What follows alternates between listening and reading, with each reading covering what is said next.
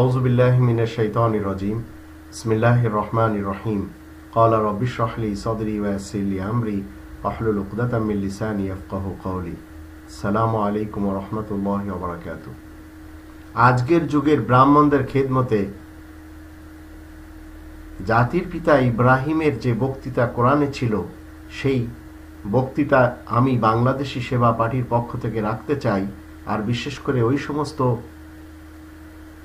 পাপাদের সামনে, পুরোহিতদের সামনে, মুল্লাদের সামনে এবং ভ্রান্ত ধার্মিকদের সামনে যারা মানুষকে কোরআনচ্যুত করাচ্ছে, মিসগাইড করছে, কোরআন থেকে বিভিন্ন ফলসফার দিকে নিয়ে যাচ্ছে কোরআনকে দূরে রেখে। এই কোরআনে ইব্রাহিম রাসূল তার হিন্দু পিতার সামনে যে আয়াতগুলি রেখেছিলেন, সেই আয়াতগুলি আমরা 19 নম্বর সূরা মারিয়ামের 41 থেকে 49 আয়াতগুলিতে দেখে নেব। এখানে আল্লাহ বলেন, ওয়াযকুর ফিল কিতাবি ইব্রাহিম ইন্নাহু কানা সিদ্দীকান নাবিয়্যা।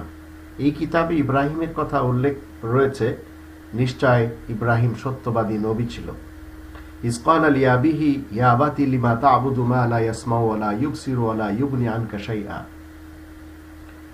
ইব্রাহিম বলে, হে আমার পিতা, তুমি কেন ইবাদত বন্দেগী করছো যে কিছুই শোনে না, কিছুই দেখে না এবং কোনো কিছু তোমার ব্যতীত তারা চলাফেরাও করতে পারে না। তোমার সাহায্য ছাড়া তারা এক স্থান থেকে আর এক স্থানে চলতেও পারে না। ইয়া আবাতি লা তা'বুদিশ শাইতান। হে আমার পিতা, তুমি ইবাদত করবে না তোমার ব্যক্তিত্বের চাহিদার, যাকে শয়তান বলা হয়। ইন্না শাইতানা কানা লির-রহমানি আসিয়া। নিশ্চয় শয়তান দয়াময়ের অবাধ্য। ইয়া আবাতি ইন্নী আখাফু আন ইয়ামাসসাকা আযাবু মিনার রহমানি ফাতাকুনা লিশ-শাইতানি ওয়ালিয়্যা। হে আমার পিতা, আমার তো ভয় হচ্ছে যে তোমাকে দয়াময়ের পক্ষ থেকে আযাব স্পর্শ করবে আর তুমি শয়তানের বন্ধু হয়ে থাকবে।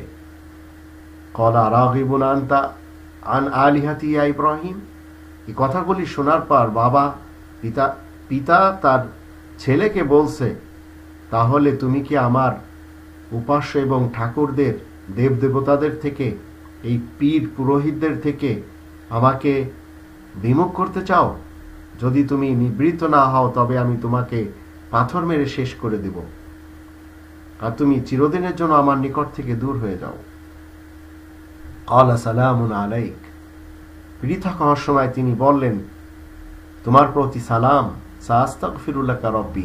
অচিরেই তোমার জন্য আমি আমার রবের কাছে ইস্তেগফার করব, কিন্তু সেই ইস্তেগফার কোনো কাজে আসবে কিনা। ইন্নাহু কানা বি হাফিয়া। নিশ্চয় তিনি আমার প্রতি অতিশয় অনুগ্রহশীল।